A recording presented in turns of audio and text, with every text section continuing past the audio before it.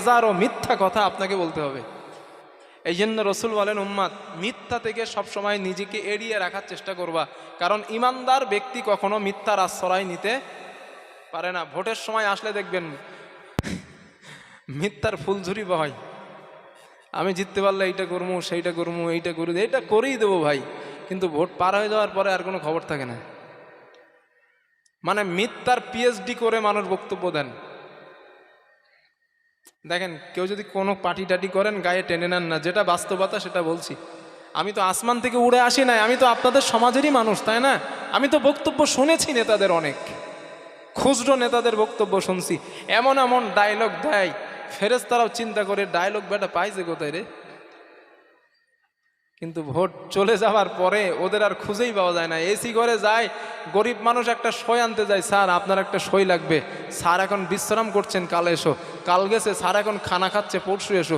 পরশু গিয়েছে, স্যার এখন বিশাল ব্যস্ত ভাই, মিটিংয়ে আসেন, তার পরের দিন এসো। কিন্তু ভোটের সময় স্যার বাড়ি বাড়ি বারবার আসছে, আমি তোমার চিরতরের বন্ধু, তোমার বিপদ আপদ আমার কাছে গেলেই ডাকলেই সাড়া দিব। ভোটের পরে আর খবর থাকে না। খুব একটা ভুল বলে ফেলিস মনে হয় নাকি চাজি? এই জন্য নেতা বানানোর সময় দেখে শুনে বানাবেন, কাজ দেবে। যাকে ভোট দেবেন সে যে পার্টি করেন, আমি রাজনীতি করি না বা কোনো কারোর পক্ষে বিপক্ষেও বলি না, তবে এটা দাবি আমার, আপনাদের একজন দিনী ভাই হিসাবে অনুরোধ করছি আপনাদের, যাকে নেতা বানাবেন, ভোট দিবেন, সে যেই হোক, ব্যক্তিটা যেন ভালো হয়, আপনার কাজে আসে। টাকা পয়সা রাষ্ট্র থেকে যা আসবে ওগুলো যেন আপনাকে, গরিবকে যথাযথ বন্টন করেন, এমন ব্যক্তিকে ভোট দিয়েন, লাভ হবে। না আছে এরকম ব্যক্তি, খুঁজলে পাওয়া যাবে চাচি, খুঁজলে পাওয়া যাবে। না নেই না, এমন মানুষ না থাকলে কিন্তু দুনিয়া শেষ হয়ে যেত। ভালো মানুষ না থাকলে দুনিয়া শেষ হতো। এখনো আছে, এখনো অনেক আছে, আমাদের খুঁজে নিতে হবে। 2জন 4জন ভোটে দাঁড়ায় আছে, এর মধ্যে অ্যানালাইসিস করতে হবে কোন ব্যক্তি ভালো। আমি এই পার্টি করি বলে সেই পার্টিতে একজন খারাপ জঘন্য লোক ভোটে দাঁড়িয়েছে, আমি পার্টি করি বলি তাকে ভোট দিব না, এটা ঠিক না। বিশেষ করে অঞ্চল ভোটে এইসবগুলো দেখা দরকার, প্রার্থী দেখে ভোট দেওয়া উচিত। কারণ অঞ্চল যিনি হন, যার হাতে থাকেন, তার কাছ থেকেই কিন্তু অবদানটা পাওয়া যায়। এই জন্য অঞ্চলে ভালো মানুষকে পাঠানো দরকার। না তো আপনার বাড়িতে কোনো সমস্যা হয়েছে, বিচার নিতে গেলে আপনার কাছে টাকা চাইবে, যে সমাধান দিব টাকা দেন, ঘুষ চাবে। ভোট হলে না, তাই চাচ্ছি। হ্যাঁ, আল্লাহ সাহায্য করেন।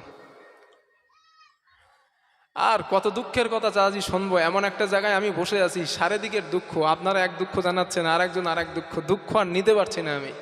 মানে গণতান্ত্রিক যেই পদ্ধতি, সিস্টেম, সেইটা আমাদের কাছ থেকে নিয়ে সব। শুধু আমাদের এই জায়গা বলে না, আলহামদুলিল্লাহ আমাদের রাজ্য তো বহুত ভালো আছে চাচি, বিশ্বাস করেন আমাদের রাজ্য অনেক ভালো আছে।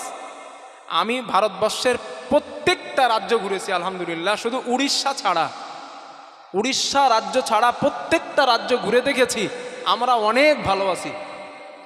অন্য রাজ্যের মুসলমান এত নির্যাতিত, নিপীড়িত, কল্পনা করতে পারবেন না আপনি। আসামে যান, আসামে যান, এত নিপীড়িত আসামের মুসলমান কল্পনার বাইরে আপনার। আপনি তো ভোটটাও মোটামুটি দিতে পারেন, তাদের টোটালি কোনো ক্ষমতা নাই, রাজনৈতিক বলে তাদের কোনো ক্ষমতাই নাই। পাওয়ার, সবগুলো পাওয়ার। আল্লাহ সবুজ দান করেন, বলেন আমিন।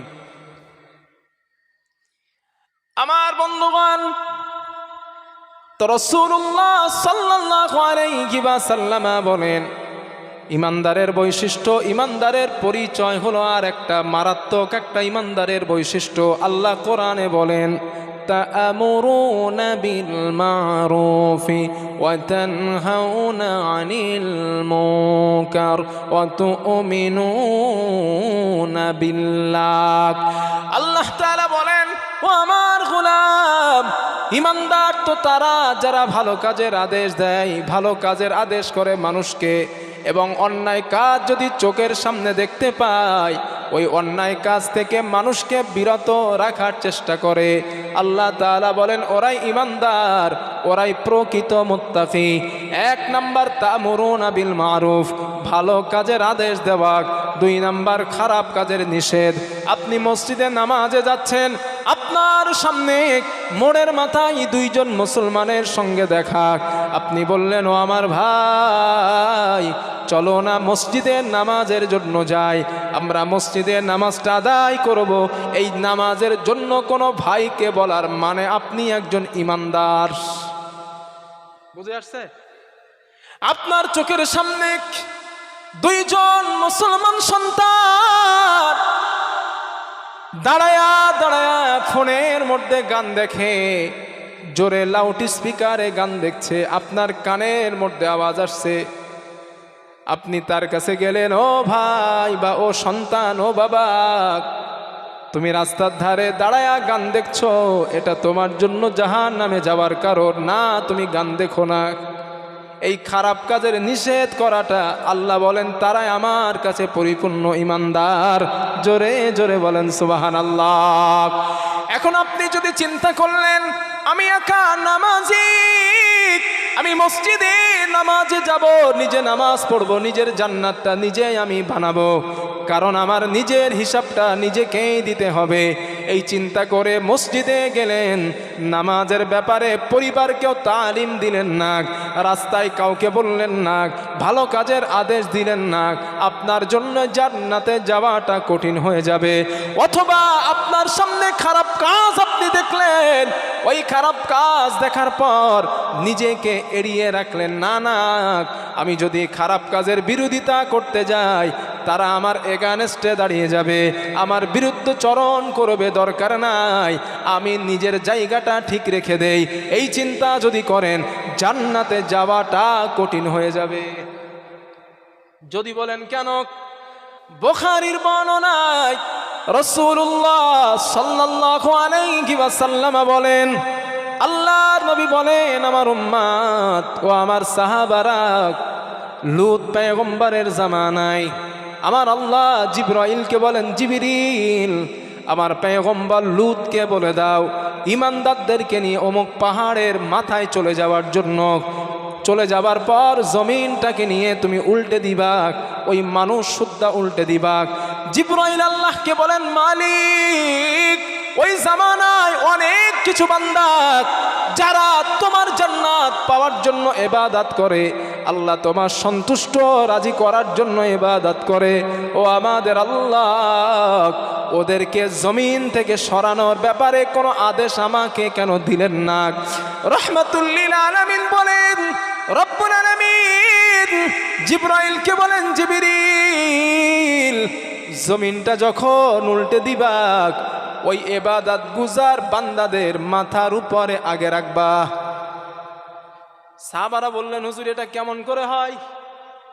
আল্লাহর নবী বলেন, জিবরাইল এই প্রশ্ন আল্লাহকে করেছিলেন, আল্লাহ ওরা তো আপনার ইবাদত করে, ওরা তো আল্লাহ আপনাকেই ভালোবাসে, কিন্তু তাদের সরানোর ব্যাপারে আপনি না বলে তাদের মাথার উপরে জমিনটা আগে রাখার কথা বললেন, কিছুই তো বুঝলাম না।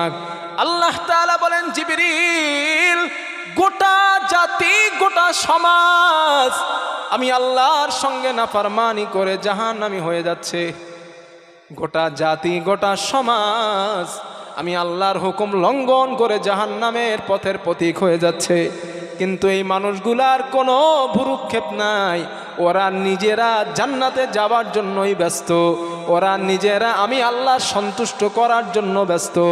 না না আমি আল্লাহর কাছে এটা পছন্দনীয় না, আমি আল্লাহ চাই যে নিজে ইবাদত করলো আর একজনকে ইবাদত করার উৎসাহ প্রদান করলো, নিজে খারাপ থেকে বাঁচলো আর একজনকে খারাপ থেকে বাঁচালো, আমি আল্লাহ এইটা চাই। ওই বান্দা আমি আল্লাহর কাছে প্রিয়। লূত পয়গম্বরের জামানায় ওই মানুষগুলার উপরে জমিনটা আগে রাখা হয়। মুহাদ্দিসরা লেখেন ওরা নিজেরা ইবাদত করে জান্নাতে যাওয়ার চেষ্টায় ছিল, ওই জন্য আমার আল্লাহর কাছে তাদের ইবাদত কবুল গ্রহণযোগ্য হয় নাই। আল্লাহ আল্লাহ কবুল করে নাই তাদের ইবাদত, কারণ তারা নিজেরা চেষ্টা করছে আমরা জান্নাতে যাব, জান্নাতে যাব। কিন্তু আল্লাহ বলে না না না, আমি এইটা চাই না।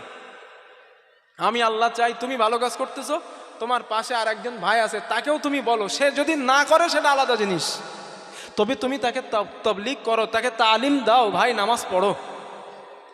আপনার সামনে যুবক ছেলেগুলো ড্যান্স বাজায়, বক্স বাজায় পিকনিক করতেছে, আপনারা মসজিদে নামাজ পড়তেছেন, প্রবলেম হচ্ছে নামাজের খুব।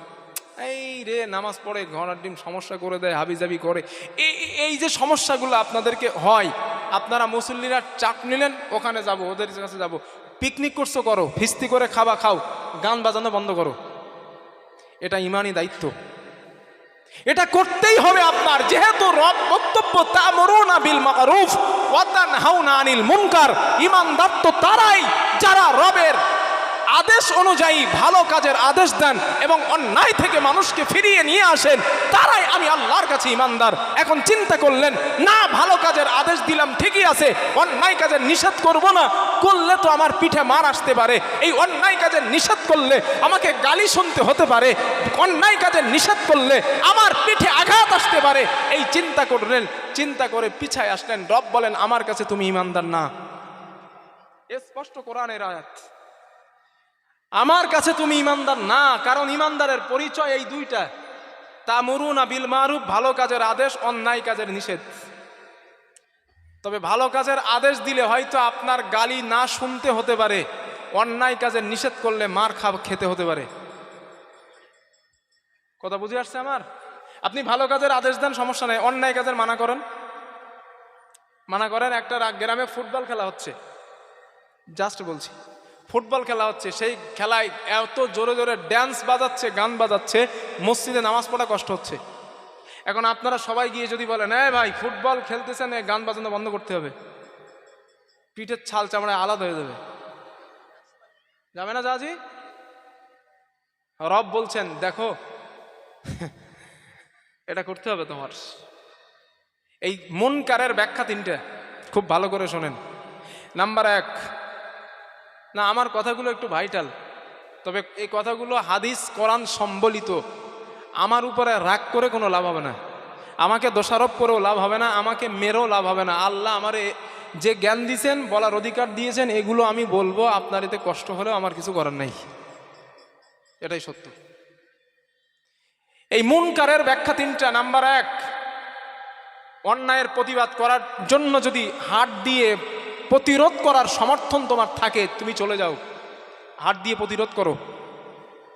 দুই নাম্বার, হাত দিয়ে প্রতিরোধ করার শক্তি তোমার নেই, মুখ দিয়ে তাদেরকে মানা করো ভাই এটা করো না। তিন নাম্বার, লাস্ট পজিশন, কোন রকম হাত দিয়েও করা সম্ভব না, মুখ দিয়েও করা সম্ভব না। রাসূল বলেছেন অন্তর থেকে রবের জন্য ঘৃণা করো, আল্লাহর জন্য ঘৃণা করো, এটা না, এটা ঘৃণিত কাজ। হাত দিয়ে সমর্থন হচ্ছে না, মুখ দিয়েও পাচ্ছি না, তাহলে অন্তর থেকে ঘৃণা করেন, এটা নিম্ন ঈমানের কাজ মুত্তাকি হওয়ার জন্য। এই জন্য মুসলিম ঈমানদার মুসলমানের দাবিদার যারা, আপনার মুসলমান ভাইয়ের মধ্যে থেকেই দেখবেন কিছু মানুষ তাদের খারাপ কাজের নিষেধ করলে তারা আপনারে গালি দিবে। আপনি জলসা যান, আপনার বিরুদ্ধে, এই জলসার বিরুদ্ধে কিছু লোক দাঁড়ায় যাবে, ভালো কাজ করতেছেন, ভালো কাজের বিরুদ্ধে লোক দাঁড়াবে, মসজিদ করেন, মাদ্রাসা করেন, মক্তব করেন, এর বিরুদ্ধে কিছু লোক দাঁড়াবে, কিন্তু গানের বাজনা দেন, ওর বিরুদ্ধে একটা লোক দাঁড়াবে না। কথা ঠিক বলছি না ভুল বলছি? আপনি খারাপ কাজের সংযুক্ত হন, আপনার বিরুদ্ধে কোনো লোক দাঁড়াবে না। ভালো কাজের পক্ষ নেন, ভালো কাজ করেন, আপনার বিরুদ্ধে এই মুসলমানের মধ্যেই কিছু মুসলমান আপনার গাদ্দারি করবে। রব বলছেন, হ্যাঁ রব বলছেন এটা করবেই, তারা এটা করবে। ঈমানদার তারা খারাপ কাজের নিষেধ করে যারা, ভালো কাজের আদেশ দেয় যারা। আর খারাপ কাজ করলে আপনার মার আসতে পারে, এটা মনে রাখেন। খারাপ কাজের বাধা দিলে এটা মার আপনার পিঠে আসতে পারে, তবে পিছপা হবার কোনো জায়গা নেই। কারণ হুজুরে পাক সাল্লাল্লাহু আলাইহি ওয়াসাল্লাম বলছেন, আমি এই তা'মুরুনার আদেশ দিয়েছিলাম, ভালো কাজের আদেশ দিতে গিয়েই আমাকে নির্যাতন খেতে হয়েছে। হ্যাঁ, এটা রসুল তো শিখিয়েছেন আমাদের, আমি তো রসুল, আমি আল্লাহর দেওয়া দায়িত্ব, বাল্লিগ মা উনজিলা ইলাইকা মির রাব্বিক, রব আমারে বলছিলেন নবী আপনি দায়িত্ব প্রচার করেন আপনার রবের কাছ থেকে যেটা নাজিল হয়েছে। তো রসুল বলেন আমি প্রচার করতে গেলাম, ভালো কাজের আদেশ দিলাম, তারা আমারে মারলো। দলিল নেন, বুখারী। রাসূলুল্লাহ সাল্লাল্লাহু আলাইহি ওয়াসাল্লাম কাবার চত্বরে নামাজের জন্য নবীজি গেলেন। ইদা সাল্লাল্লাহু নবী নামাজে দাঁড়ালেন। আল্লাহর হাবিব নামাজে দাঁড়ানোর পর ফাসবাহা আবু জাহলিন, আবু জেহেল সকালবেলা রাসূলুল্লাহ সাল্লাল্লাহু আলাইহি ওয়াসাল্লামের কাছে আসছেন। নবীজির কাছে আসার পর শুধু আবু জেহেল আসে নাই, ও আসহাবুল লাহু জুলুস, আবু জেহেলের বন্ধু বান্ধব যারা তারাও নবীজি সাল্লাল্লাহু আলাইহি ওয়াসাল্লামের কাছে উপস্থিত হয়েছে। আবু জেহেল বন্ধুদেরকে লক্ষ্য করে বললেন, আইয়ুকুম উজিউ, আমি তোমাদেরকে যদি একটা কাজ দেই কেউ করতে পারবা? জনগণ বলে, কি কাজ আপনি আমাদেরকে বলেন। আবু জেহেল বলল, শোনো, ফায়াদউহু আলা যহরি মুহাম্মদ ইদা সিজদা, মুহাম্মদ যখন সিজদায় চলে যাবে উটের নাড়ি ভুড়িগুলা নিয়া মুহাম্মাদের পিঠের উপরে চাপায়া দিবা। এই কাজটা তোমরা কে করতে পারবা আমাকে একটু বলো। ওই জনগণের মধ্য থেকে একজন পাপিষ্ঠ কাফির যার নাম উকবা ইবনে আবি মুআইত, ওই পাপিষ্ঠ কাফিরটা দাঁড়িয়ে যায়, দাঁড়িয়ে বলেন, সরদার আপনি দায়িত্বটা আমারে দেন, আমি আপনার দেওয়া দায়িত্ব পালন করতে পারবো। আবু জেহেল বলে, শোনক, যেখানে উট জবাই করা হয়, দুম্বা জবাই করা হয়, উটের পচা নাড়ি ভুড়ি এবং রাউফিন শব্দটা বুখারীতে আসছে, মানে রক্ত এবং গোবরটাও নিয়ে আসবা। রক্ত গোবর নাড়ি ভুড়িগুলা নিয়ে ইদা সিজদাক, মুহাম্মদ যখন সিজদায় চলে যাবে ওই নাড়ি ভুড়িগুলা নিয়ে মুহাম্মাদের পিঠের উপরে চাপা দিবা। এই দায়িত্বটা তোমরা কে করতে পারবা আমাকে একটু বলো। এই কথাটা বলার পর উকবা ইবনে আবি মুআইত উটের পচা নাড়ি ভুড়িগুলো আনতে যায়। এমত অবস্থায় রাসূলুল্লাহ সাল্লাল্লাহু আলাইহি ওয়াসাল্লাম ইদা সিজদাক, আল্লাহর নবী সিজদায় চলে গেলেন।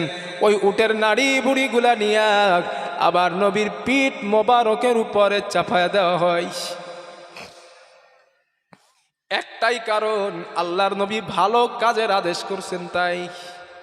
ঠিক তো জাজি, নবীজি ভালো কাজের আদেশ করলেন বলে নাড়ি বুড়িগুলা পিঠের উপরে চাপানো হলো। শুধু তারা চাপায় নাই, রাহমাতুল লিল আলামিন আমাদের রাসূল সিজদা থেকে মাথা উঠাইতে পারেন না, শরীরের মধ্যে পচা রক্ত নাড়ি বুড়িগুলা লেগে যায়। হযরত আব্দুল্লাহ ইবনে মাসউদ রাদিয়াল্লাহু তাআলা দূর থেকে দেখতে পেলেন আমার নবীকে কাবার চত্বরে ওই কাফেরগুলা কষ্ট দেয়। রাহমাতুল লিল আলামিনের বেটি কন্যা হযরত ফাতিমার কাছে গেলেন। আব্দুল্লাহ ইবনে মাসউদ ডাক দিলেন, ইয়া ফাতিমা তাল ইনাক, হে ফাতিমা এদিকে এসো মা। হযরত ফাতিমা আসলেন, কি বলবেন? আপনার আব্বাকে কাবার চত্বরে কাফেরেরা কষ্ট দেয়, মুশরিকরা কষ্ট দেয়। হযরত ফাতিমা দৌড়ে আসলেন কাবার চত্বরে। রাহমাতুল লিল আলামিন নবীজি এখনো সিজদায়, রাসূল সিজদা থেকে মাথা ওঠাতে পারেন না, সিজদা থেকে তার মাথা ওঠাতে পারেন না। হযরত ফাতিমা গিয়ে নবীর পিঠ থেকে নাড়ি ভুড়িগুলা নিচেই ফেলে দিলেন, শরীর থেকে রক্তগুলা মুছে দিলেন। হাদিসে আসছে, ফাজালাত তাবকি তুকাব্বিলুহু ফাতিমা, হযরত ফাতিমা আল্লাহর নবীকে চুমা দেয় আর কাঁদে, চোখের পানি ছেড়ে দিয়ে কান্না করে। আল্লাহর নবী ফাতিমাকে বলেন, ফাতিমা লা তাবকি মা ইবকি কিয়া ফাতিমা, ও ফাতিমা কেন তুমি কান্না করছো মা, কিসের জন্য কান্না করো? হযরত ফাতিমা বলেন, আব্বু কদ শাহবা লাউনুক ওয়া খাওলাকা সিয়াবুক, ও আমার আব্বু আপনার জামাটা ছিঁড়ে গিয়েছে, আপনার চেহারার রং রক্তে বিবর্ণ হয়ে গিয়েছে, আপনার চেহারার রং রক্তে বিবর্ণ হয়ে গিয়েছে। হযরত ফাতিমাকে রাহমাতুল লিল আলামিন মাথায় হাত দিলেন আর বললেন, লা তাবকি ইয়া ফাতিমা, ও ফাতিমা কান্না করো না মা, কান্না করবা না। ইন্নাল্লাহা ক্বাদ বাআসা আবাকি আমরিন, তোমার আব্বাকে আমার আল্লাহ এমন একটা ধর্ম দিয়ে দুনিয়ায় প্রেরণ করেছেন, গোটা পৃথিবীর বুকে এমন কোনো ত্রিলতার বাড়ি থাকবে না, পাকা ইটের বাড়ি থাকবে না, কাঁচা ইটের বাড়ি থাকবে না, যেখানে ইসলাম নামীয় ধর্মটা আল্লাহ মানুষের বাড়িতে বাড়িতে পৌঁছে দিবে না। জোরে জোরে বলেন সুবহানাল্লাহ, নারে তাকবীর। নবীজিকে মারলেন, নাড়ি বুড়ি চাপালেন কিসের জন্য ভাইজান? এই তা'মুরুন আর আমল করতে যে ওই ভালো কাজের আদেশ দিছেন, আমি নবীকে মোহাম্মদকে নবী বলে মেনে নাও, নামাজ পড়ো, আল্লাহকে মেনে নাও, আল্লাহকে রব বলে বিশ্বাস করো, চুরি ছেড়ে দাও, ডাকাতি ছেড়ে দাও, অন্যায় ছেড়ে দাও, এই ভালো কাজের আদেশ করার কারণেই নবীকে মার খেতে হয়েছে। কথা ঠিক বলছি না ভুল বলছি? হাদিস নাম্বার 2, আম্মা জানা আয়েশা, এটাও বুখারীর বর্ণনা, আম্মা জানা আয়েশা সিদ্দিকা রাদিয়াল্লাহু তাআলা আনহার বর্ণনা, তিনি বলেন ওই দিন রাতের বেলা রাসূলুল্লাহ সাল্লাল্লাহু আলাইহি ওয়াসাল্লাম আর আমার ঘরে থাকার পালা। আল্লাহর নবীর ব্যক্তিগত কোনো ঘর ছিল না, নবীর বিবিদের ছিল ঘর। কোরআনে একটা সূরা আছে, সূরাটার নাম সূরাতুল হুজুরাত। আম্মা জানদের ঘরকে এই সূরায়ে হুজুরাত নাজিল করে ওখান থেকে হুজুরাত সূরা নাজিল হয়ে যায়। রসুলের বিবিদের যেই কামরা হুজুরাগুলা ছিল, আল্লাহর নবী বিবিদের কাছে থাকতেন, এক এক বিবির কাছে নবীজি পালা করে করে থাকতেন। আম্মা জানা আয়েশা বলেন ওই দিন রাতের বেলা আল্লাহর নবীর আমার ঘরে থাকার পালা। রসুল আমার ঘরে আসলেন, আমি রাতের বেলা নবীজি শরীরের কিছু অংশ আমি দেখতে পেলাম। আমি রাতের বেলা দেখলাম নবীর শরীরের কিছু জায়গায় কালো কালো বসন্তের দাগ দেখা যায়। আমি রাহমাতুল লিল আলামিন নবীকে বললাম, ইয়া রাসূলুল্লাহ, ও আল্লাহর নবী, ছোটবেলায় আপনার কি বসন্ত হয়েছিল? আপনার কি বসন্ত হয়েছিল? আল্লাহর নবী বলেন, আয়েশা, না না, আমি নবীর কখনো বসন্ত হই নাই। হুজুর, এই দাগগুলো কিসের দাগ? রাহমাতুল লিল আলামিন বলেন, ও আয়েশা, সেটা অনেক দুঃখের কথা, অনেক বেদনাদায়ক কথা। আম্মা জান আয়েশা বলেন, হুজুর, আজ আমাকে ঘটনাটা শোনান। আল্লাহর নবী বলেন, আয়েশা, আমার পালক পুত্র জায়েদকে নিয়ে মদিনা থেকে মক্কা থেকে তায়েফে যাবার ইচ্ছা প্রকাশ করলাম, কারণ মক্কার মানুষগুলা আমাকে নির্যাতন করলো, আমাকে মারলো। এই জন্য আমি রাসূলুল্লাহ সাল্লাল্লাহু আলাইহি ওয়াসাল্লাম তায়েফে যাবার উদ্দেশ্য আমি নবী নিয়ে নিলাম। আমি গমন করতে লাগলাম, একদিন নয়, 2 দিন নয়, কয়েকটা দিন রাস্তা অতিক্রম করার পর আমি নবী যখন তায়েফে পৌঁছালাম, তায়েফের যুবকগুলো আমি নবীকে বুতিরা মুহাম্মদ বলে গালি দেয়, সন্তানহারা মুহাম্মদ বলে গালি দেয়, লেস কাটা মুহাম্মদ বলে গালি দেয়। আমি রাসূলকে তারা একের পর এক আঘাত করতে লাগলো, গালি দিতে লাগলো, মুখের থুতুটা আমি নবী আমার শরীরে আঘাত করতে লাগলো। না না, ওখানে তারা ক্ষান্ত হয় নাই, পাহাড়ের মাথা থেকে ওই পাথরগুলা নিয়ে আমি নবী শরীরে আঘাত করা তারা শুরু করে দেয়। শরীরগুলা কেটে যায়, রক্ত জর্জরিত হলো। ওখানেও তারা ক্ষান্ত হলো না, পাহাড় থেকে নেমে এসে আমি নবীকে জোরে একটা ধাক্কা মেরে জমিনের উপরে ফেলে দেয়। এর পরের বর্ণনাকারী হযরতে যায়েদ বলেন, আমি নবীকে দেখলাম, আল্লাহর নবী জমিনের উপরে বেহুশ হয়ে পড়ে গেলেন, নবীজির কোনো হুঁশ নাই, শরীর দিয়ে রক্ত ঝরে। হযরতে যায়েদ ওই কাফেরদেরকে বললেন, তায়েফের মানুষেরা, তোমাদের যত রাগ আমি যায়েদের উপর থেকে ওঠায় নাও, আমার নবীকে তোমরা ছেড়ে দাও। এই মানুষটা 3টে দিনের ক্ষুধার্ত, 3 দিন খাওয়া না, তোমরা তাকে মারতে মারতে রক্তাক্ত বানিয়ে ফেলেছো, শরীর দিয়ে রক্তগুলা ঝরে যায়, আর তোমরা এই মানুষটাকে মেরো না, প্রহার করো না। হযরতে যায়েদ বলেন, আমার কথা তারা শোনে নাই। কিছু সময় পরে নবীর হুঁশ আসছে, রাহমাতুল লিল আলামিনের হুঁশ আসছে, নবীজিকে আবার উঠালেন, আবার ধাক্কা মারলেন। আল্লাহর নবী আবার জমিনের উপরে পড়ে যায়, মরুভূমিতে পড়ে নবীজির হুঁশটা আবার নবী বেহুশ হয়ে যায়। আল্লাহর হাবিব আবার ওঠালেন, ওঠানো হলো, 3 বার নবীজিকে ধাক্কা দেওয়া হয়। আল্লাহর নবী 3টে বার জমিনের উপরে পড়ে বেহুশ হয়ে যায়। রাহমাতুল লিল আলামিন আমার হাবিব 3 বারের মাথায় নবীর আর হুঁশ আসে না। ওই তায়েফের কাফের গুলা পাহাড়ের মাথায় দাঁড়ায় এলান করা আরম্ভ করলো, কদ কুতিলা মুহাম্মাদুন, কদ কুতিলা মুহাম্মাদুন, মুহাম্মদ মারা গিয়েছে, মুহাম্মদকে আমরা হত্যা করে ফেলেছি। জোরে বলেন নাউযুবিল্লাহ। হযরতে যায়েদ বলেন, আমি রাহমাতুল লিল আলামিন আল্লাহর হাবিবকে নিলাম, নবীকে নেওয়ার পর একটা পাথরের গায়ে হেলান দিয়ে বসালাম। উমরা এবং যারা হজে গিয়েছেন তায়েফ ভ্রমণের সময় দেখবেন 3 রাস্তার মুখে একটা পাথর রয়েছে, ওই পাথরটা কাটা জাল দিয়ে বেড়া দিয়ে এখনো ঘেরাস। বুখারীর বর্ণনায় ওই পাথরের গায়ে নবীজি 3 বারের মতো বেহুশ হয়ে যাবার পর ওই পাথরের গায়ে হেলান দিয়ে আল্লাহর নবী বসেছিলেন। হযরতে যায়েদ বলেন, আমি নবীর কপালে হাত দিয়ে দেখলাম কপালটা অনেক গরম, রাসূলের শরীরটা অনেক গরম, নবীর শরীর দিয়ে রক্ত প্রবাহিত হচ্ছে। হযরতে যায়েদ বলেন, আমি কান্না আরম্ভ করলাম, না জানি আল্লাহর নবী দুনিয়া থেকে বিদায় হয়ে যায় কিনা। হঠাৎ আমি নবীর দিকে তাকালাম, আল্লাহর নবী ওই রক্ত মাখা চক্ষু নিয়ে আসমানের দিকে নবীজি তাকালেন। আসমানের দিকে তাকানোর পর আল্লাহর নবী বলেন, আয়েশা, আমি রাসূল আসমানের দিকে তাকানোর পরে দেখলাম ফাইদা আনা বিসাহাতি জিবরিল, হযরতে জিবরাইল আমি নবীর মাথার উপরে নূরের ডানা দিয়ে ছায়া করে দাঁড়িয়ে আছে।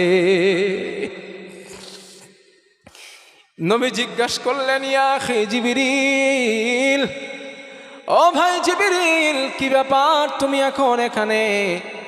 হযরতে জিবরাইল বলেন, ইয়া রাসূলুল্লাহ, ও আল্লাহর নবী, ইন্নাল্লাহা ক্বাদ বা'আসা কওলা কওমিকা লাকা ওয়া মা রাদ্দু ইলাইকা। ইয়া রাসূলুল্লাহ, আপনার কওম আপনার সঙ্গে যেই ব্যবহার করেছে, আপনার কওম আপনার সঙ্গে যেই গাদ্দারি করেছে, আপনাকে কষ্ট দিয়েছে, আপনাকে মেরেছে, আমার আল্লাহ সবগুলা শুনেছেন, আল্লাহ সবগুলা দেখেছেন। ইয়া রাসূলুল্লাহ, ওয়া ক্বাদ বা'আসা ইলাইকা মালাকাল জিবাল, ওই যে তাকায় দেখুন পাহাড়ের ফেরেশতা আল্লাহ আমার সঙ্গে পাঠিয়ে দিয়েছেন, লিতামুরহু বিমা শিতা ফীহি, আপনি তাদের যে অনুমতি দেবেন আপনার অনুমতি তারা পালন করতে রাজি। ইয়া রাসূলুল্লাহ, আপনি যে অনুমতি দিবেন আপনার অনুমতি তারা পালন করে নেবে। আল্লাহর নবী বলেন, আয়েশা, না দানি মালাকুল জিবাল, ও আয়েশা, পাহাড়ের ফেরেশতারা আমাকে ডাক দিয়েছে। আমাকে ডাক দেওয়ার পরে বলেন, ইয়া রাসূলুল্লাহ সাল্লামা আলাইয়া, আমাকে সালাম দেওয়ার পর আমাকে বললেন, ইয়া রাসূলুল্লাহ, হুজুর আপনি আমাদেরকে অর্ডার দিন, অনুমতি দিন। আল্লাহর নবী বলেন, কি অনুমতি তোমরা চাও? ফেরেশতারা বলেন, হুজুর এই যে পাহাড় দেখা যায়, এই পাহাড়টা যেই পাহাড়ের দাঁড়ায় আপনারে তারা মারছে, ওই পাহাড়টা উঁচা করে তায়েফবাসীদের আমরা নিমিষে ধ্বংস করে দিব, একটা বার অনুমতি দেন। আল্লাহর নবী রক্তমাখা শরীর, 3 দিনের ক্ষুধার্ত মানুষটা, অসহায় মানুষটা ফেরেশতাদের জবাবে বললেন, না না, লা বাল আরজু আইয়ুখরিজাল্লাহু মিন আসলাবিহিম মান ইয়াবুদুল্লাহা ওয়াহদাহু লা ইউশরিকু বিহি শাইআ। না না, আমি নবী তোমাদের অনুমতি দিব না কারণ আমি নবী আমার বিশ্বাস আজ যারা আমাকে মারল, আমাকে প্রহার করলো, আমি নবী আমার বিশ্বাস এদের ঔরাস থেকে যেই সন্তান দুনিয়াতে জন্ম নিবে ওরা একদিন ইসলামের কলেমা পড়ে মুসলমান হয়ে যাবে। কি দরদ, কি মায়া, এত মারা মারছে। প্রথম গালি দিছে, থুতু দিয়েছে, পাহাড়ের উপর থেকে পাথরগুলো নিয়ে আমার নবীর এই সোনার বদনে মারছে। এতেও তারা ক্ষান্ত হয় নাই, ক্ষুধার্ত নবীকে ধাক্কা মেরে জমিনে ফেলে বেহুশ করে ফেলেছে।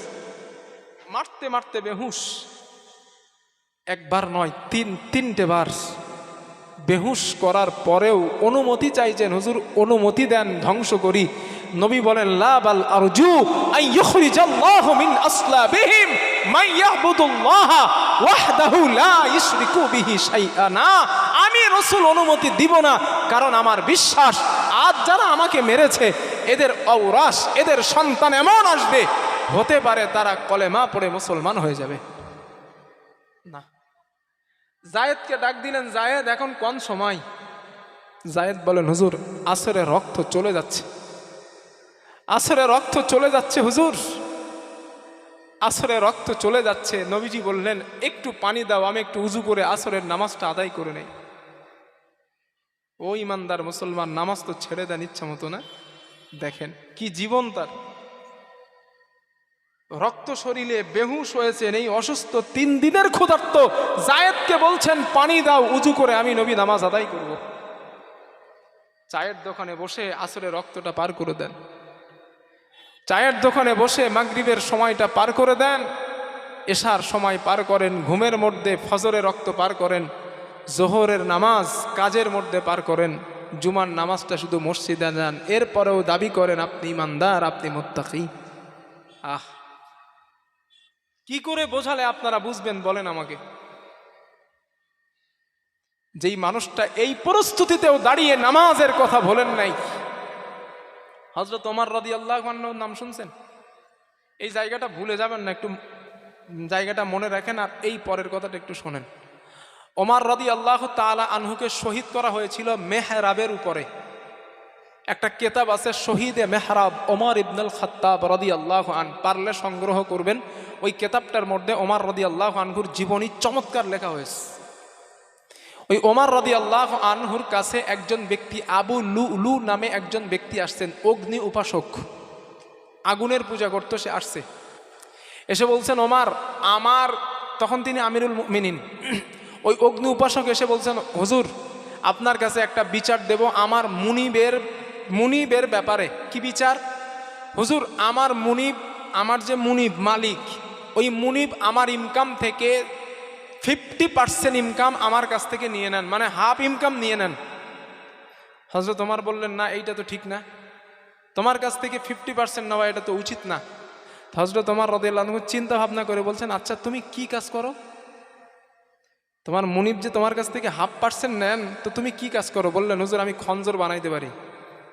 খঞ্জর এই যে 2 দিকে ধার, ওই খঞ্জর, এই খঞ্জর সবাই বানাইতে পারতো না, এখনও পারে না, ওই খঞ্জর বানাইতে পারতেন। হযরত ওমর বলেন আরে মিয়া তুমি তো খঞ্জর বানাইতে পারো, তুমি যদি আমার গোলাম হইতে আমি তোমার কাছ থেকে 70% নিতাম।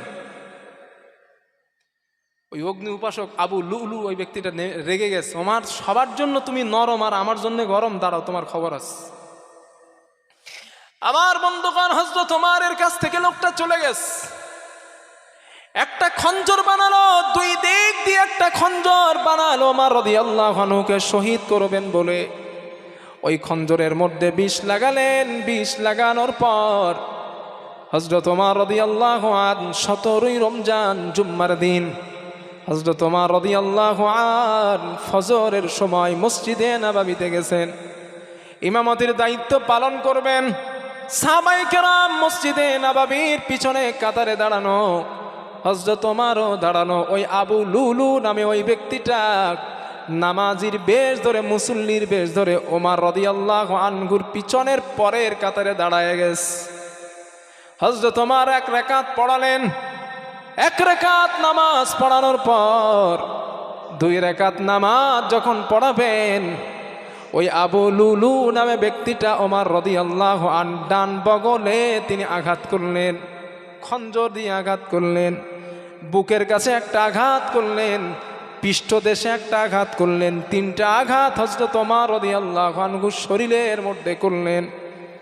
হযরত ওমর রাদিয়াল্লাহু আনহু ওখানেই বেহুশ হয়ে গেলেন।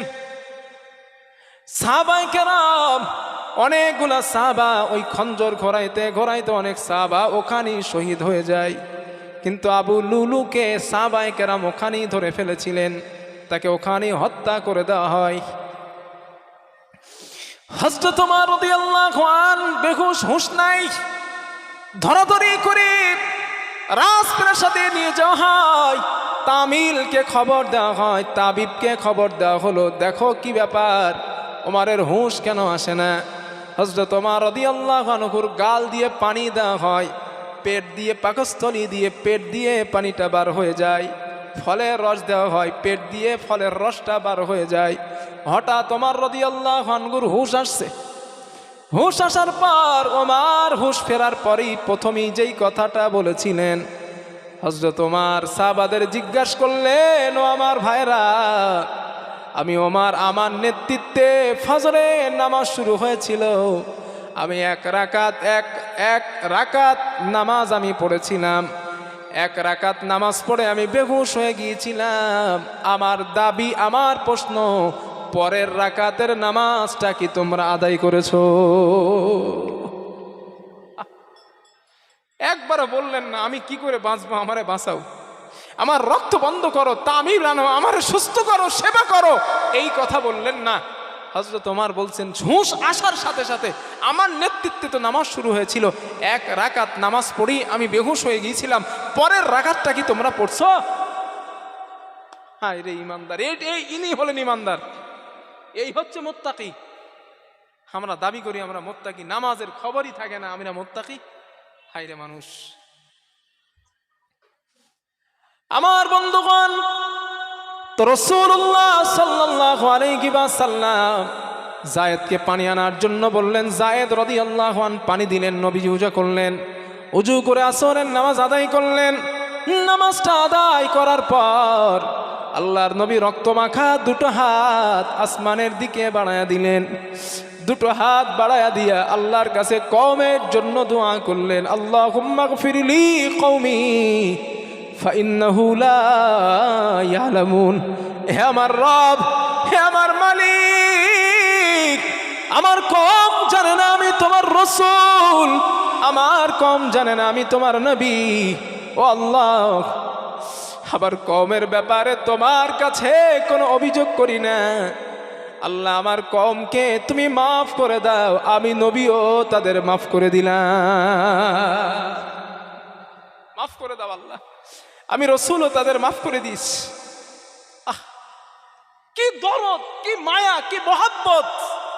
বেহুশ হলেন, রক্তাক্ত হলেন, ক্ষুধার্ত সহ্য করলেন, মার খেলেন, থুতু খেলেন, গাল খেলেন, কিসের জন্য? তা'মুরুনা বিল মারুফ, ভালো কাজের আদেশ দিতে গিয়েছিলেন। তাই রাসূল বলেন, যারা আমার পরিপূর্ণ উম্মত হবে, প্রকৃত উম্মত হবে, ভালো কাজের আদেশ দিতে গেলেও তাদের জেল খাটতে হতে পারে, মার খাওয়া লাগতে পারে, গালি শুনতে হতে পারে, এবং তাদেরকে খারাপ তকমা, খারাপ কাজের সম্মুখীন তাদেরকে হতে পারে, বা অসম্মানীয় মানুষের কাছে তাদের হওয়া লাগতে পারে।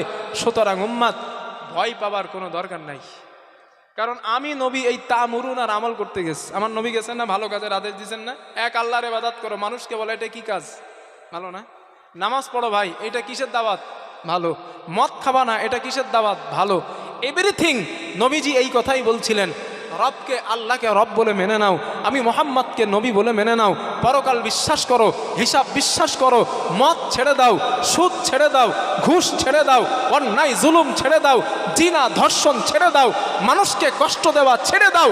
রাসূল তো এই ভালো কাজের দাওয়াত দিয়েছিলেন, বিনিময় নবীকে মার খেতে হতে হয়েছে। ইমানদার যারা হবে তারাও এই কাজ করতে গেলে মার খেতে হতে হবে, তবে এই মার চিরস্থায়ী না। নবীকেও আল্লাহ যেমন সফলতা দিয়েছেন, এই সফলতা আল্লাহ ইমানদারদেরকেও দান করবেন, একটাই, একটু ধৈর্য ধারণ করতে হবে।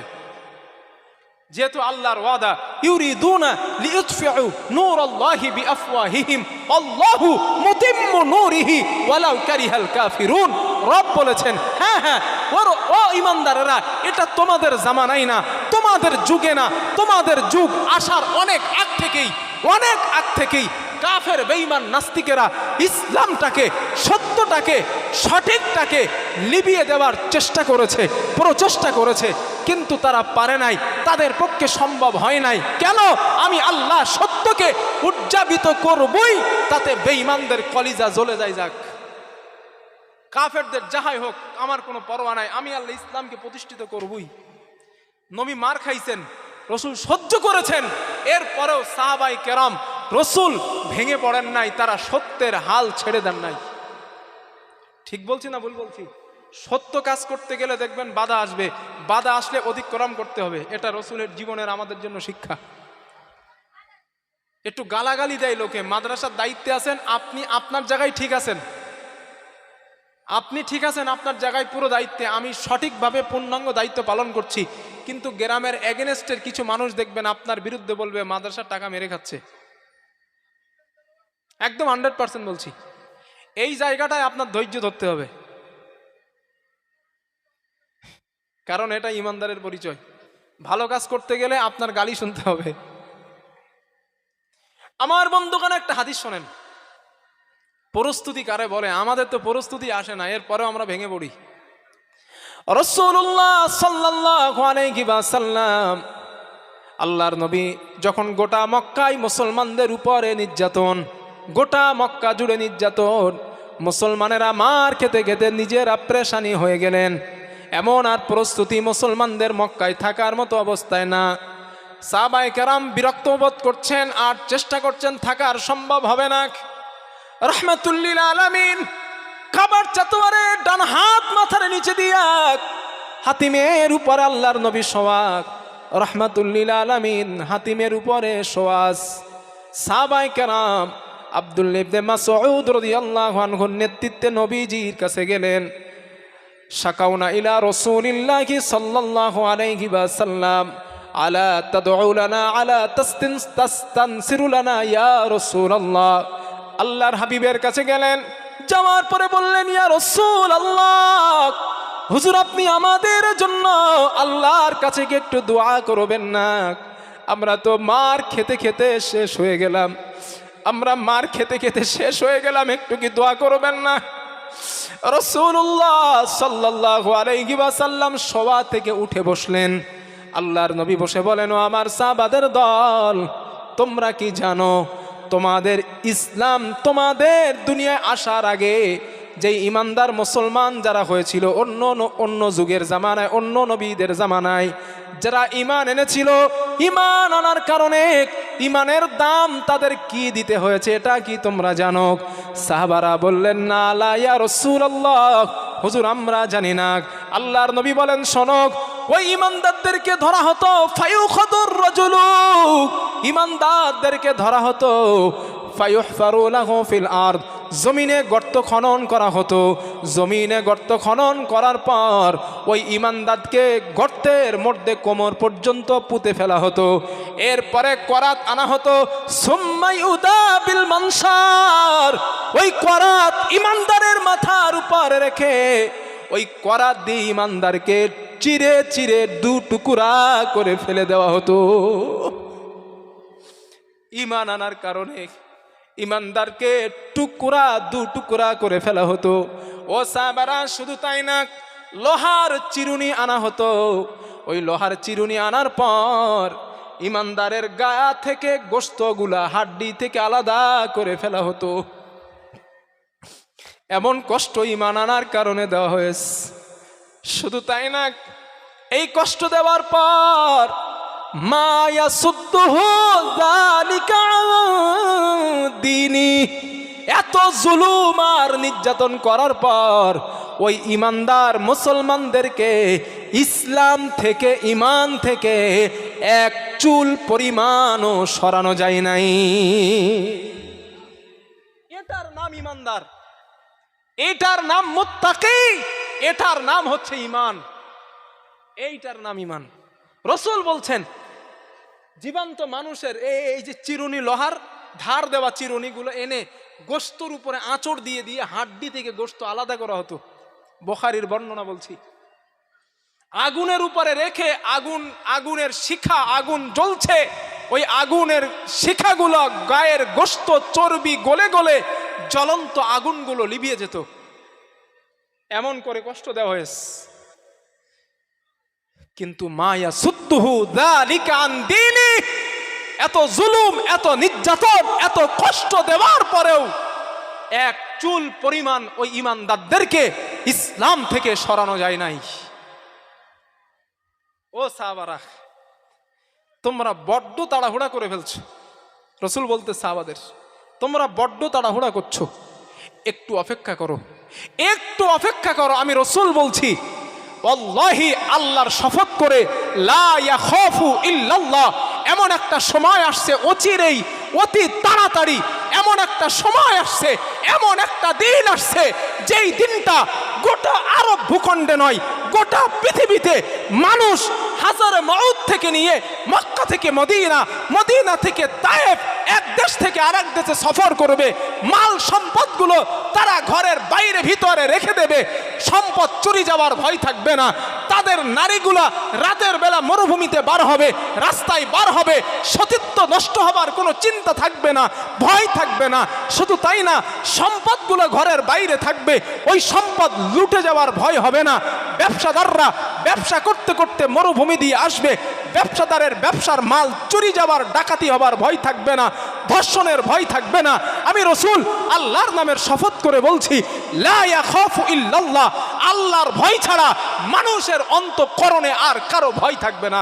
একটু অপেক্ষা করো, একটু অপেক্ষা করো, ওই দিন আসছে, একটু অপেক্ষা করো। কথা বুঝতেছেন আমার? রাসূল এই কথা সাহাবাদেরকে বললেন কোন সময়?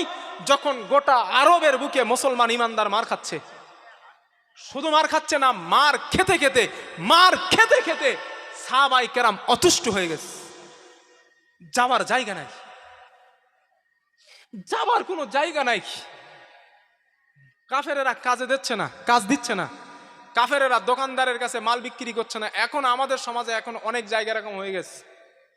অনেক, আপনারা চাটে দেখবেন, ফেসবুকে, সোশ্যাল মিডিয়ায় অনেক অমুসলিম দোকানদার মুসলমানদের মাল বিক্রি করা বন্ধ করে দিচ্ছে। ঠিক এরকম প্রেক্ষাপট ছিল মক্কায়। কাফেরদের কাছ থেকে মুসলমানদের জন্য টোটাল মাল বিক্রয় নিষিদ্ধ। মুসলমানরা কাফেরদের কাছে পাওনা টাকা পাবে, সেই টাকা দেওয়া বন্ধ, খাবার দেওয়া বন্ধ, সব কিছু তাদের জন্য দেওয়া বন্ধ। মার খাচ্ছে, নির্যাতন, নিপীড়ন, এক্সট্রিমার রুল চলছে। এই অবস্থায় সাহাবায়ে কেরাম নবীজিরে বললেন, হুজুর সহ্য করতে পারি না, দোয়া করেন আমাদের জন্য। নবীজি বললেন, অপেক্ষা করো আর কয়েকটা দিন। ওই সময় কি আসে নাই নবীর যুগে? কথা বলেন, আসে নাই? এমন সময় এসেছেন, বাঘ আর হরিণ এক ঘাটে জল খেয়েছে। বাঘের ক্ষমতা হয় নাই হরিণকে থাওয়া দেওয়া, বাঘের পাওয়ার হয় নাই হরিণকে থাওয়া দেওয়া। ওই রাসূল চলে গেছেন, খালাফাত, মুসলিম জাহানের খলিফা হয়েছেন আমিরুল মুমিনিন। অর্ধেকটা পৃথিবীর বাদশা হযরত ওমর রাতের বেলা, দিনের বেলা একা একা সিকিউরিটি ছাড়া মরুভূমিতে ঘুমিয়েছেন। কোনো বাবার ক্ষমতা হয় নাই ওমরের গায়ে গিয়ে টোকা দেওয়া। কারণ জনগণ সবাই নিজে নিজের দায়িত্বশীল। কারণ জানে ওমরের বিচার এটাই, চুরি করলে হাত কেটে দেওয়া। এটা তো ওমরের বিচার না, এটা রবের বিচার। জিনা হয়েছে, ধর্ষণ হয়েছে, কোমর পর্যন্ত পুঁতে, মাটিতে কোমর পর্যন্ত পুঁতে পাথর মেরে তাকে হত্যা করে দাও। 10 মিনিটের আরামের জন্য কোমর পর্যন্ত পুঁতে হত্যা করা, এর থেকে ধর্ষণ থেকে দূরে থাকা অনেক ভালো। এই চিন্তা ওই যুগের মানুষ করেছে। আজ আমি সোশ্যাল মিডিয়ায় কোনো একজন ব্যক্তির বক্তৃতা শুনছিলাম, নাম না নিয়েই বলছি। সে ব্যক্তি বলছেন, আরে ইসলাম কি? ইসলাম তো ধর্ষণ করা শেখায়। ইসলাম কি? ইসলাম তো চুরিদারি শেখায়। তা ওর পাল্টা একটা ছেলে সুন্দর জবাব দিয়েছে, বলছে, ভাই ইসলাম তো ধর্ষণ শেখায় না, ইসলামে অনুমতি আছে, কেউ যদি ধর্ষণ করে তাকে কোমর পর্যন্ত পুঁতে পাথর মেরে ফেলো, এটা তো ইসলামের বিধান, এটা তো এই বিধান তো ইসলাম দিয়েছে। আরে ভাই, আজ তুমি যেটা দিয়ে তোমার বক্তব্য দিচ্ছ, তোমার ধর্মে, তোমার ক্ষমতায় থাকা, তোমার ক্ষমতার প্রেক্ষাপটে ধর্ষণ হয়, চুরি হয়, ডাকাতি হয়, ছিনতাই হয়। কোনো রব হয় না, কোনো বিচার হয় না। যারা ক্ষমতায় আছে ধর্ষণ করলে তারা মাপ পেয়ে যায়। আর ইসলামের বিচার ব্যবস্থা ছিল, ইসলাম যখন রাষ্ট্র ক্ষমতায় ছিল, ইসলামের বিচার ব্যবস্থা ছিল ধর্ষণ করেছে পাথর পুঁতে মেরে ফেলো, চুরি করেছে হাতগুলা কেটে দাও। আজ তো চুরি করে তোমাদের মধ্যেই ক্ষমতায় থাকা ব্যক্তিগুলা লক্ষ লক্ষ টাকা কলমের খোঁচায় চুরি করে, তাদের কোনো বিচার হয় না। তুমি ইসলামকে খারাপ বলো কোন অ্যাঙ্গেলে? চমৎকার জবাব দিয়েছে সে ব্যক্তিটা। তো ইসলাম আমাকে এটাই শিখিয়েছে, এটাই শিখিয়েছে ইসলাম আমাকে।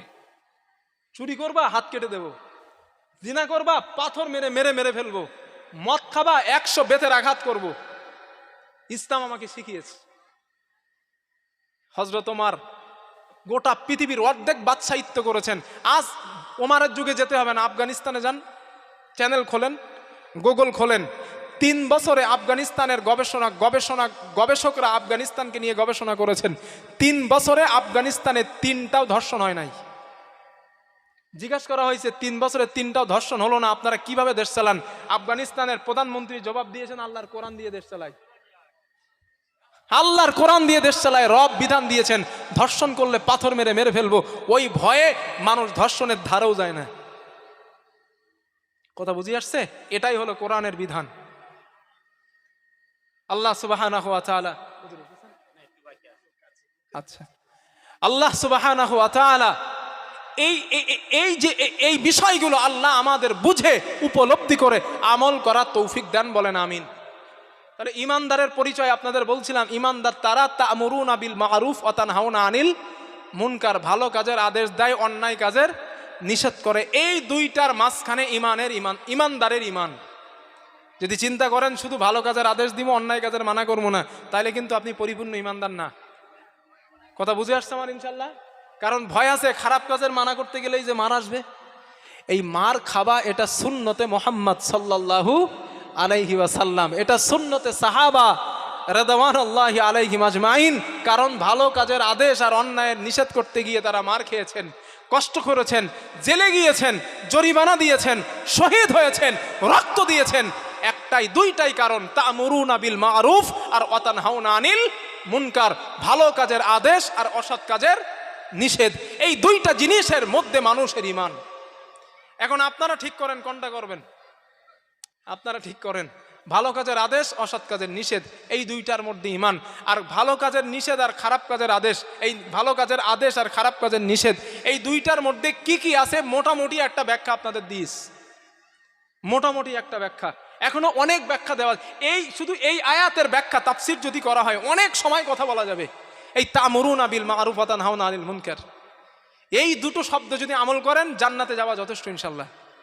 আর কোরআনের যদি কোনো কিছু সব মানেন কিন্তু আমল করেন না, সব বিশ্বাস করেন, ঈমান রাখেন, আমল করেন, এই দুইটা আয়াত, এই দুইটা শব্দ আপনার জান্নাতে যাওয়া যথেষ্ট, যথেষ্ট। আল্লাহ তাআলা আমাদের এই কথাগুলা বোঝার তৌফিক দান করেন। সবাই বলেন আল্লাহুম্মা আমিন। একটু মোহাব্বত করে বলেন আল্লাহুম্মা আমিন। উচ্চ আওয়াজে একবার একটু দরুদ শরীফ পড়েন দিন, আল্লাহুম্মা সাল্লি আলা, হ্যাঁ একটু টকিং করে দেন, ওয়া আলা আলি সাইয়্যিদিনা মাওলানা। ও গমাক আমিনা তোমার কুড়ে ঘরে, রহমত খোদার পড়ে ঝরে ঝরে। ও গমাক আমিনা তোমার কুড়ে ঘরে, রহমত খোদার পড়ে ঝরে ঝরে। তোমারি আলোক দানে আলোকিত সারা, তোমারি মধুর টানে দিল পারা পারা। হো গণ বিদ জাহানে তুমি দয়া করে শাফাআত করো গো, সাথে নিয়ে চলো ও গো মা আমিনা, তোমার কুড়ে ঘরে রহমত খোদার পড়ে ঝরে ঝরে। তুমি তো মানবেরি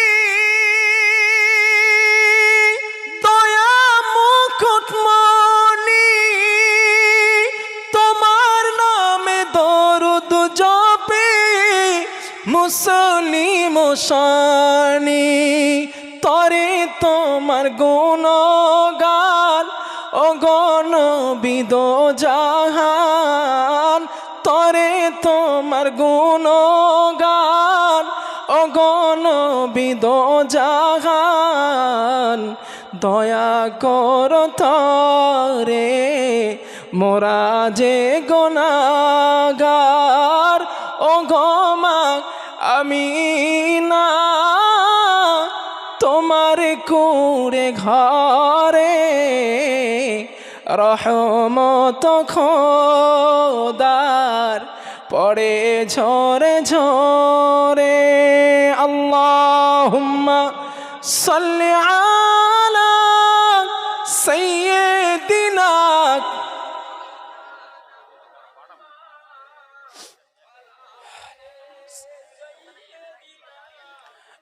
মাওলানা। আলহামদুলিল্লাহ। সম্মানিত আমার ভাইরা, আমার আব্বা জানেরা, প্রথম অবস্থায় যেই কথাটা বলছিলাম সেই কথাটা আর একবার বলে আমি আপনাদের কাছ থেকে বিদায় নেব। এই যে পরিপূর্ণ যেই কথাগুলো এই দুটো ঘন্টা আমি আপনাদের কাছে বললাম, এই কথার মূল সারমর্ম হলো এটাই। ইমানদারের বৈশিষ্ট্য যে কটা বলছি, কটা মনে আছে আপনাদের জানি না, কটা মনে আছে আর ভুলে গেছেন, আর একবার সংক্ষেপে একটু বলে দেই।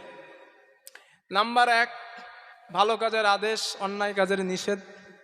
আল্লাহর নাম শুনলে অন্তর কাঁপবে, কোরআনের আয়াত শুনলে ঈমান বৃদ্ধি পাবে, ভরসা তাকওয়া অবলম্বন একমাত্র আল্লাহর উপরে হতে হবে, বাড়িতে প্রবেশ করলে সালাম দিতে হবে, মুসলমানের সঙ্গে দেখা হলে সালাম দিতে হবে, দুনিয়ায়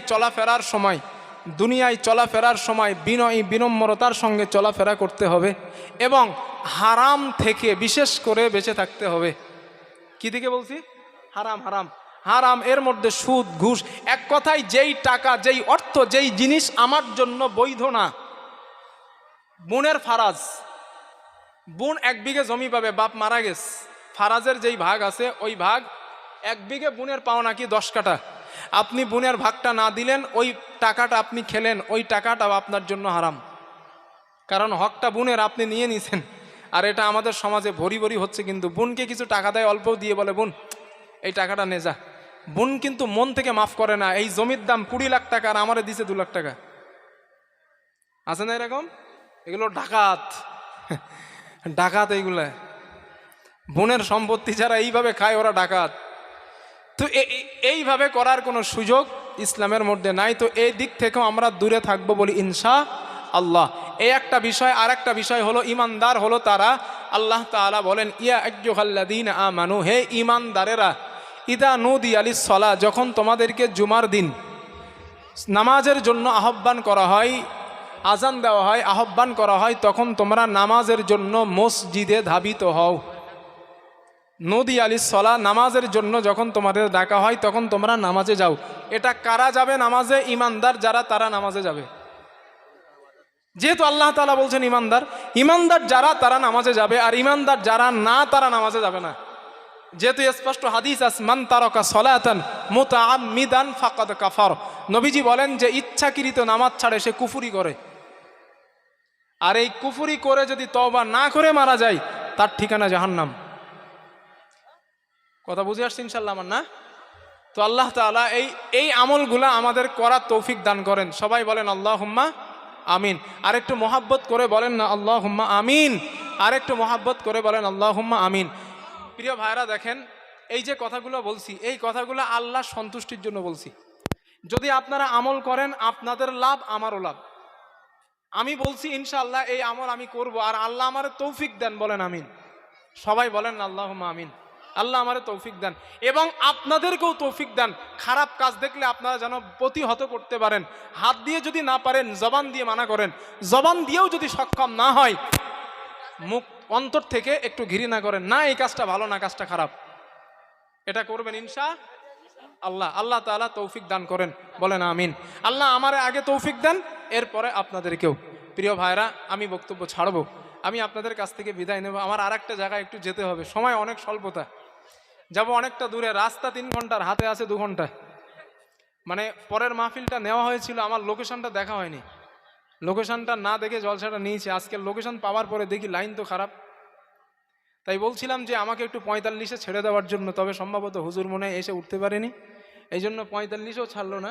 ভুল করে মানে আমাদের এই মোড় ছেড়ে bus stand, Kali bus stand চলে গেছে, ওখান থেকে ফিরে আসছে।